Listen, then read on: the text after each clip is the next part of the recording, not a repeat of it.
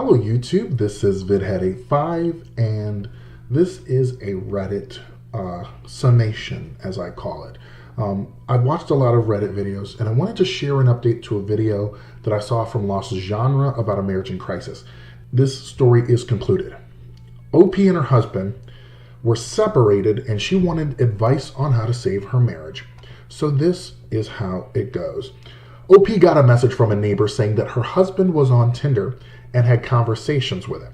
She only got screenshots in this one conversation and the location was close.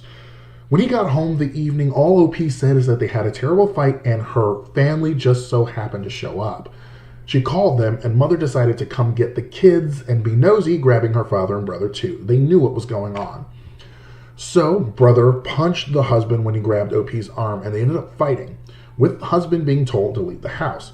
A comment from Web822 gives us some insight saying, in part, let them know that you started this conflict by manipulating everyone and now you are narcissistic enough to act as if everything happened by itself and you are the victim. I guess this is not the first time your brother attacked someone, and don't try to hide yourself. You're a lousy person. Husband moved to Sydney, Australia to take care of his aging father. The neighbor reveals that it wasn't OP's husband, but her own husband. He got the photos for the fake Tinder profile from a computer that they let him use during COVID. She's told him that he wanted to make amends, but she's based her accusations on the screenshots alone, and we don't get we don't hear of any behavior, corroborating behavior that screams cheating. I think she got the answer she wanted and wouldn't be convinced otherwise. But let's get on to the update. This is what she says in the update.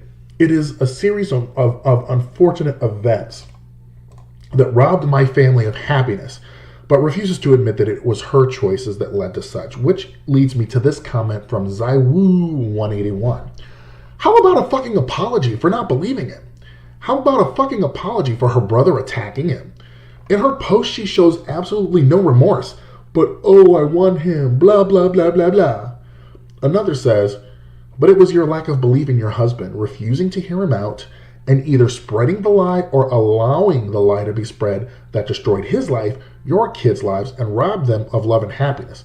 Quit acting like you were powerless in this. You could have heard him out, let him prove it wasn't him, and tried to find a different path. Instead, you rocked up with a violent brother and took the kids. You either allow these lies to be spread uncontested or spread them yourself. Going back to the story, he was in therapy and decided, I need a clean break. And that would be the best thing for him. And she respects his wishes.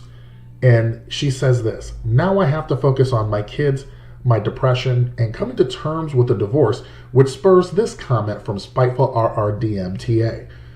What do you mean coming to terms with the divorce? You refuse to hear him out. What is there to come to terms with? The fact that you wouldn't hear him out? Please, if you cared for him even the tiniest bit, do not attempt to rekindle with him. He may be desperate and go for it, but he needs to heal. He needs to find someone who would genuinely back him, love him, and trust him. You've done a lifetime of damage to him. So she says she wants to clear the air. About what actually happened, and I doubt she'll be putting the part in there where she manipulated this whole thing and acted like none of it was her fault. A last comment puts in perspective why this marriage is completely dead in the water, and it reads such. Your husband experienced something that you will never understand. A false accusation. An assault from your brother. Spousal alienation. No right of recourse against the false accusation. A complete lack of loyalty from his wife. A complete lack of respect from his wife. The loss of the life he had from a false allegation. Parental alienation from his children. Familial alienation from his in-laws. Alienation from friends. The police were called and he had to leave. You separated from him. Your husband has already completed his grieving process. You ask if you're too far down the rabbit hole? Yes. I'm afraid there's no going back for you. You chose not to listen to him when he said it was not him. So I agree that there is no coming back from that. I understand you had reasons to believe he might be cheating, but it seems he had no chance to defend himself, and getting your family involved made everything even worse. He was punched and told to leave his house by the police, has been living away from his kids for the past 14 months, and has been treated like a villain by his friends.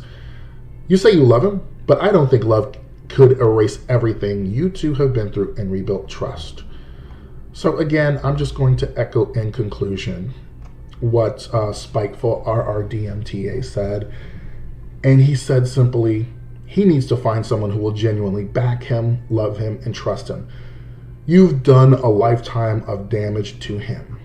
And that is why I hope that he finds someone who, I really hope that OP's ex-husband finds that person. So thank you so much for joining me for this episode of, well, it's kind of like Am I the Asshole / Reddit summation, but I really like these because I can keep it short enough and get all of it in, and also link the actual story to you if you want to read it in word form. Thank you so much for joining me. I appreciate you spending your time with me. Have a great one.